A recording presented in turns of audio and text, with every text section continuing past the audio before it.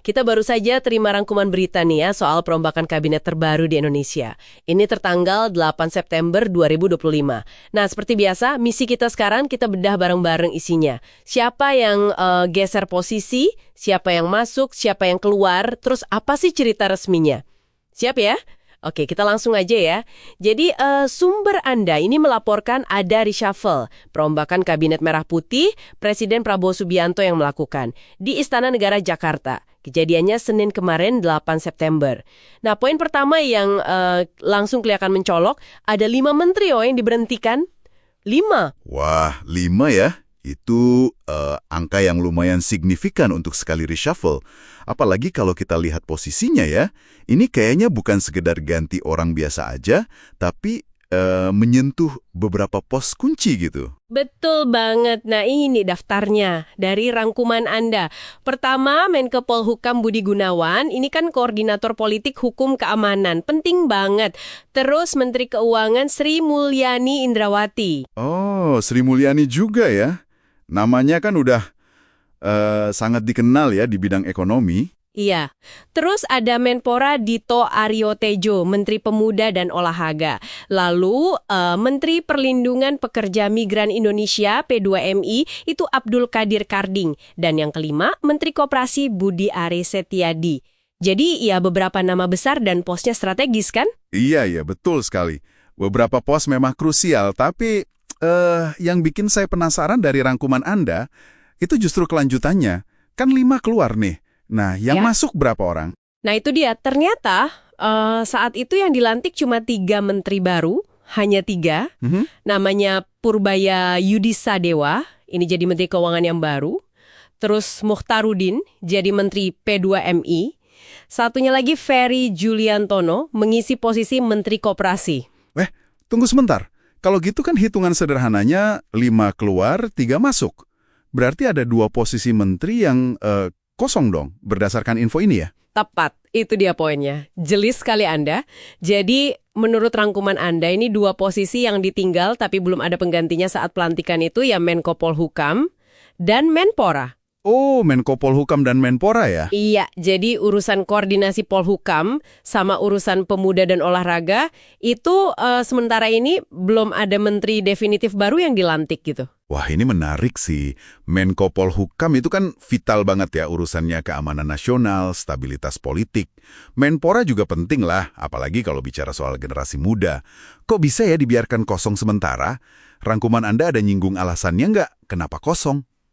Kalau alasan spesifik kenapa kosongnya sih nggak dirinci di rangkuman Anda, tapi ada poin penting lain yang disebut.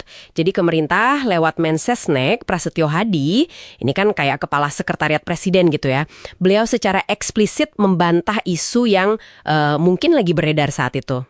Isu apa tuh? Isinya itu bahwa reshuffle ini tujuannya buat nyingkirin, kutip-kutip orang-orang Jokowi. Nah ini dia. Ada bantahan resmi ya. Spesifik lagi bantahannya. Pernyataan Mensesnek itu seperti di rangkuman Anda, kan menekankan kalau semua menteri itu dipilih sebagai putra-putri terbaik bangsa, bukan karena mewakili tokoh A atau B. Ini semacam penegasan narasi ya. Iya, bisa jadi begitu untuk menegaskan kalau ini murni mungkin soal kinerja atau penyegaran, bukan politik balas jasa atau bersih-bersih warisan pemerintahan lama. Betul. Narasi putra-putri terbaik bangsa itu kan sering dipakai ya untuk menekankan meritokrasi, kepentingan nasional di atas segalanya. Tapi kalau kita sandingkan dengan fakta 2 pos penting tadi yang masih kosong, gimana tuh? Menarik kan jadinya? Nah, itu dia. Di sini mungkin letak teka-tekinya ya dari rangkuman Anda. Di satu sisi, ada pergantian signifikan. Terus ada 2 pos kunci Polhukam dan Menpora dibiarin kosong. Kekosongan ini kan secara alami pasti bikin orang bertanya-tanya. Ya kan? Apa sih yang terjadi di balik layar gitu. Nah, di sisi lain muncul bantahan keras dari istana yang kayaknya mau mematahkan spekulasi paling liar soal pembersihan orang-orang Jokowi itu. Jadi bantahan itu bisa jadi respons proaktif ya terhadap potensi omongan negatif gara-gara ada posisi kosong tadi. Mungkin saja. Jadi, istana mencoba mengontrol narasinya sejak awal. Oke, jadi kalau kita simpulkan sedikit buat Anda yang menyimak, ada dinamika besar nih yang terjadi, 5 menteri keluar, ada nama besar pos strategis, terus 3 menteri baru masuk, ngisi keuangan, P2MI sama koperasi, tapi yang unik, 2 pos penting, Menko Polhukam dan Menpora justru dibiarkan kosong, setidaknya untuk saat itu. Dan jangan lupa, ada bantahan resmi dari Mensesnek soal motif politik menyingkirkan figur tertentu. Iya. Kalau kita lihat gambaran besarnya ya, reshuffle kabinet itu kan memang biasa ya dalam dinamika politik. Tapi detailnya ini yang selalu menarik. Pergantian Menkeu misalnya, itu sinyal kuat soal arah kebijakan ekonomi ke depan. Pasti. Tapi, kekosongan di Polhukam dan Menpora ini, ditambah lagi ada bantahan soal pembersihan, ini kayaknya menunjukkan ada dinamika internal atau pertimbangan strategis lain yang lebih kompleks. Sesuatu yang mungkin belum sepenuhnya terbuka untuk publik saat itu. Betul sekali, dan ini mungkin ninggalin satu pertanyaan penting ya buat Anda renungkan lebih lanjut berdasarkan sumber yang Anda bagikan ini. Dengan posisi sepenting Menko Polhukam dan Menpora yang masih lowong itu, kira-kira langkah strategis atau prioritas apa ya selanjutnya lagi disiapkan Presiden? Sesuatu untuk kita pikirkan bersama sambil nunggu update berikutnya. Tribuners, Menteri Sekretaris Negara atau Mensesnek Prasetyo Hadi ini buka suara soal isu bahwa reshuffle yang dilakukan oleh Presiden Prabowo Subianto untuk bersih-bersih orang Jokowi dalam tanda kutip ya, Tribuners ya. Mensesnek ini membantah bahwa perombakan reshuffle kabinet ini untuk menghapus orang Jokowi dalam pemerintahan Presiden Prabowo Subianto. Adapun orang-orang Jokowi ini adalah mereka yang sebelumnya membantu kinerja Pak Jokowi dalam pemerintahan pada periode sebelumnya, Tribuners, termasuk juga menteri-menteri atau relawan yang kemudian dekat dengan Presiden ke-7 Joko Widodo. Prasetyo Hadi ini menegaskan tidak ada istilah representasi perorangan yang mewakili sosok tertentu dalam Kabinet Merah Putih. Siapapun yang terpilih menjadi Menteri Kabinet Merah Putih, menurut Mensesnek, yaitu adalah tokoh-tokoh bangsa yang terbaik. Prabowo sendiri diketahui sudah melantik 4 menteri baru ya, Tribuners ya, dan 1 orang wakil menteri baru di Kabinet Merah Putih pada hari Senin 8 September 2025. Satu kementerian yang baru saja dibentuk yang kini menterinya juga sudah dilantik adalah Menteri Haji dan juga Umroh, Tribuners. Sementara itu ada 5 menteri yang total dicopot dalam reshuffle pada hari Senin kemarin, yaitu Menko Polhukam Budi Gunawan, kemudian ada Menteri Keuangan Sri Mulyani, Menteri Pemuda dan Olahraga Dito Aryo Tejo, kemudian Menteri P2MI Abdul Qadir Karding, dan Menteri Koperasi Budi Ari Setiadi. Sebagai penggantinya saat ini Menko Polhukam dan Menpora masih kosong. Kemudian yang kemarin dilantik adalah Menteri Keuangan Purbaya Yudi Sadewa menggantikan Sri Mulyani. Kemudian Muhtarudin ini menggantikan Abdul Qadir dan Ferry Juliantono menggantikan Menteri Koperasi Budi Ari Setiadi. Bismillahirrahmanirrahim. Assalamualaikum warahmatullahi wabarakatuh. Salam sejahtera bagi kita semua. Om Swastiastu, Namo Buddhaya, salam kebajikan, salam rahayu. Yang saya hormati, Bapak Purbaya Yudi Sadewa, Menteri Keuangan Republik Indonesia, para pimpinan dan anggota Komisi 11 Dewan Perwakilan Rakyat, pimpinan dan anggota Badan Anggaran Dewan Perwakilan Rakyat Republik Indonesia, para ketua, wakil ketua, anggota Badan Pemeriksa Keuangan Republik Indonesia yang hadir, Bapak Menko Perekonomian yang tetangga sebelah Kementerian Keuangan selalu, Bank Indonesia yang saya lihat diwakili oleh Ibu Deputi Senior, Dewan Komisioner OJK, dan seluruh jajaran yang hadir, Bu Kiki saya lihat di sini, para wakil Menteri Keuangan dan para pejabat Eselon 1 Kementerian Keuangan, beserta seluruh jajaran Kementerian Keuangan, pimpinan dari Special Mission Vehicle yang juga hadir pada hari ini, pagi hari ini, Bapak dan Ibu sekalian dari Mahkamah Agung, Panglima yang hadir atau yang mewakili, terima kasih semua kehadirannya pada hari ini.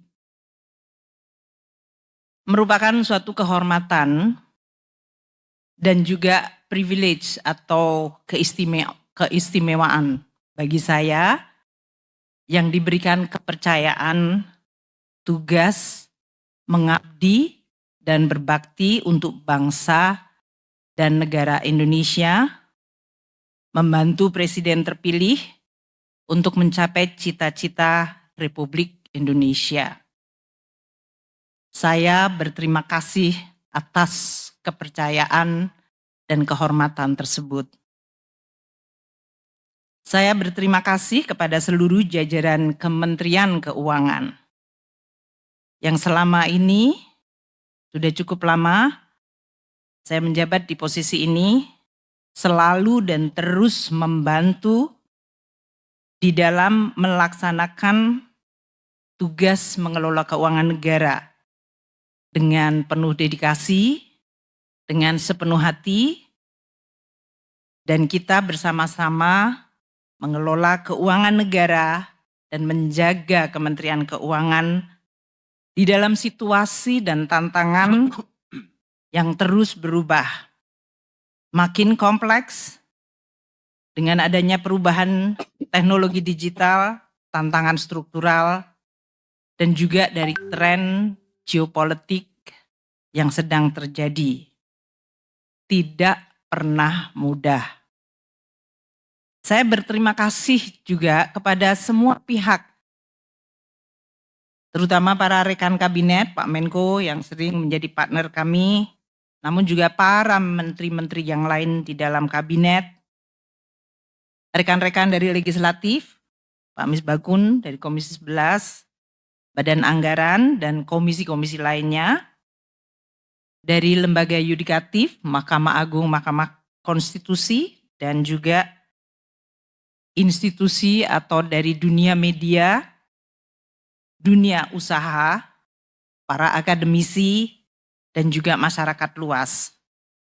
Seluruh pemangku kepentingan yang saya tidak dapat sebutkan satu persatu, namun saya ingin menyampaikan terima kasih atas kerjasama, dukungan, bantuan, masukan, kritikan, terutama kritikan yang membangun, yang diberikan kepada saya dan kepada Kementerian Keuangan, sehingga kita terus dapat memperbaiki kebijakan, regulasi, dan respons Kementerian Keuangan dan Keuangan Negara di dalam menjalankan tugas negara. Tiada gading yang tidak rusak. Tiada gading yang tidak retak.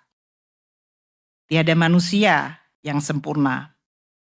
Pasti dalam menjalankan amanah ada kekurangan, ada kehilafan. Dan untuk itu saya dengan rendah hati memohon maaf. Saya ingin mengucapkan selamat kepada pejabat baru Pak Yudi Purbaya Yudi. Selamat mengemban amanat dan tanggung jawab yang sangat penting, yaitu mengelola dan menjaga keuangan negara dan memimpin Kementerian Keuangan. Semoga Pak Yudi diberikan kemudahan dan sukses membantu Presiden Prabowo. Untuk jajaran Kementerian Keuangan, saya titip untuk terus menjaga keuangan negara dan Kementerian Keuangan sebagai pilar stabilitas dan instrumen yang luar biasa penting untuk mewujudkan keadilan sosial bagi seluruh rakyat Indonesia dan kesejahteraan masyarakat Indonesia serta kemajuan bangsa. Jalankan dan lanjutkan tugas dengan amanah, profesional, kompeten, dan jaga selalu integritas. Bantu pimpinan yang baru dan terus melaksanakan tugas dengan dedikasi. Saya pamit undur diri pagi hari ini dan mohon mulai saat ini untuk kami dihormati ruang privasi kami atau ruang pribadi saya sebagai warga negara biasa. Salam sehat untuk seluruhnya dan sukses untuk semuanya yang hadir.